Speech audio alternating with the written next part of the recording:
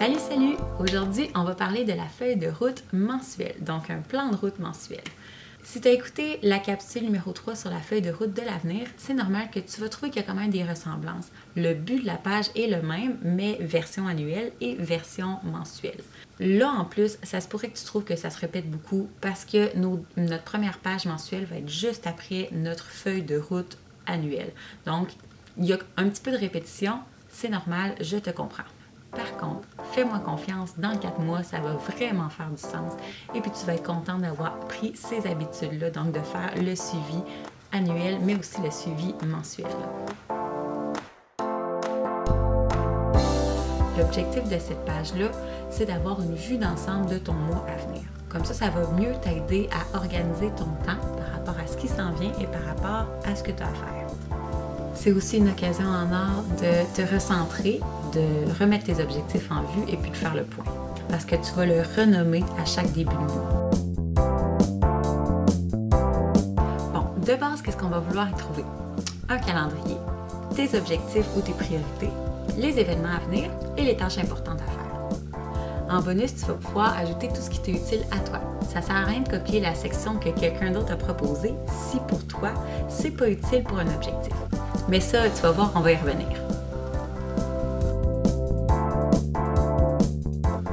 Maintenant, je commence à te montrer des exemples.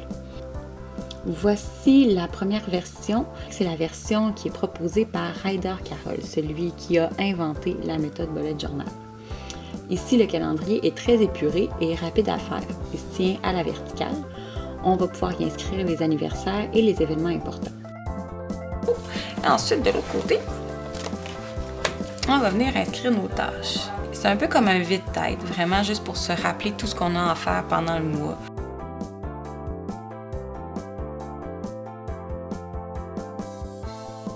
Et là, ainsi de suite, je peux vraiment ajouter toutes les tâches que j'ai à faire ici. Pour ce qui est des choses que j'ai à faire sur des horaires particuliers, des horaires précis, en fait, on a ici dans notre calendrier, l'espace ici va nous servir pour indiquer qu'est-ce qu'on a à quelle date exactement. Ryder Carroll nous conseille, lui, de les écrire au crayon de plomb et de les ajouter en noir simplement quand c'est fait. Juste pour une question référentielle. Donc lui, vraiment, cette page-là, c'est une question de référence pour se rappeler qu'est-ce qui s'est passé d'important dans le mois. Mais si jamais il y a un imprévu, un changement de date, le souper est décalé au samedi, puis à ce moment-là, si c'est pas déjà mis en noir, on va être capable facilement de le changer. Donc pour celle-ci, on va faire plus un calendrier vraiment avec des cases, donc un calendrier plus visuel. Puis je vais garder la page de gauche pour pouvoir inscrire les tâches, les objectifs et les choses à ne pas oublier. Puis je vais utiliser un crayon pour faire mes repères pour calculer le nombre de petits points nécessaires pour les cases. Si je veux faire les 7 jours vraiment du début à la fin, là, des petits points, on peut faire des cases avec 5 carrés, donc 5 petits points, bien 6 petits points en fait pour 5 carrés. Donc ça rentre parfaitement pour les 7 jours.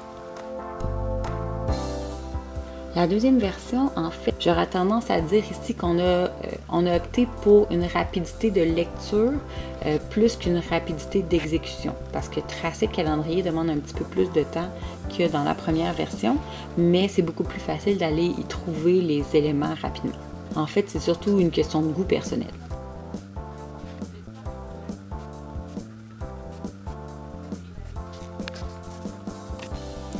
Objectif, en fait, on m'a déjà conseillé d'en avoir seulement 3 à la fois, juste pour être certain de ne pas s'égarer, parce que si on met toute notre liste de tâches en objectif, en fait, c'est facile de s'éparpiller.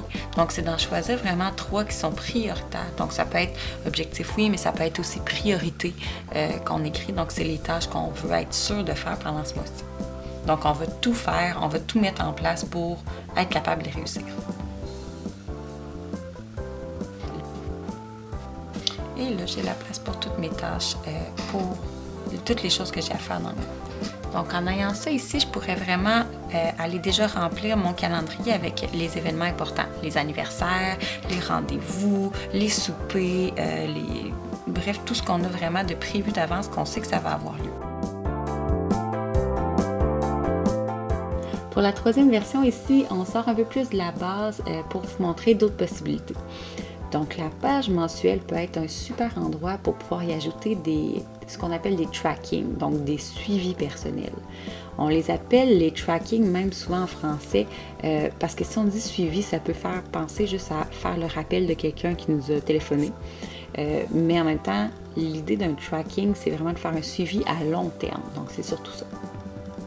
On va donc pouvoir noter rapidement nos humeurs ou les moments où on a fait du sport pour s'y référer rapidement si c'est ce qu'on a besoin. Ceci dit, ces éléments-là pourraient être aussi ajoutés ailleurs, donc sur d'autres pages. On pourrait mettre nos trackings sur nos pages de collection ou dans nos pages quotidiennes. Ça, c'est à toi de voir qu'est-ce qui te correspond le mieux.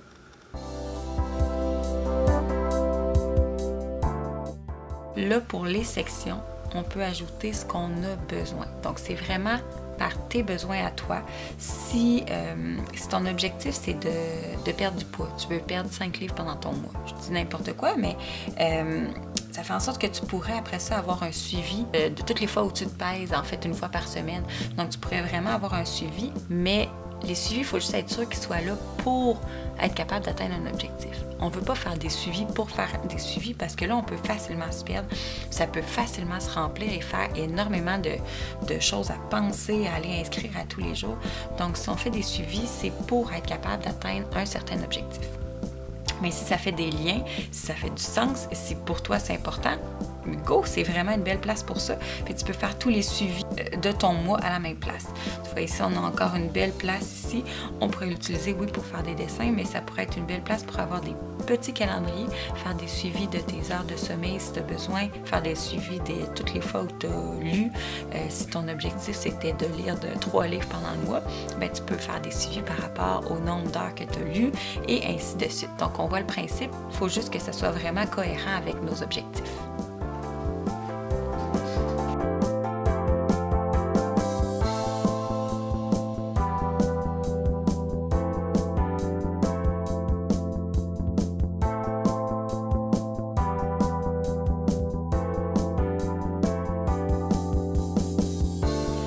Une fois que ta base est montée, n'oublie pas d'aller transférer les éléments de ce mois-ci que tu avais inscrits dans ta feuille de route de l'avenir et là, tu vas pouvoir venir les ajouter dans ta feuille de route mensuelle.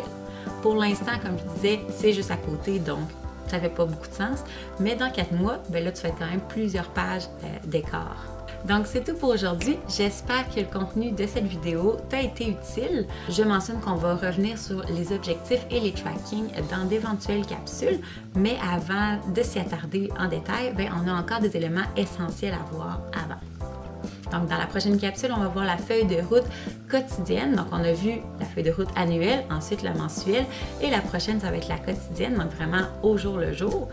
Et puis, les 2 suivantes vont être sur les puces et puis la migration des tâches. Donc, prendre les tâches et les amener d'une journée à l'autre, d'une page à l'autre. Donc, on va s'attarder à ça et à partir de ça, on va avoir vraiment une meilleure vue d'ensemble de l'utilisation de notre bullet journal au quotidien. Donc, sur ce, je te souhaite une bonne journée et une bonne planification. À bientôt!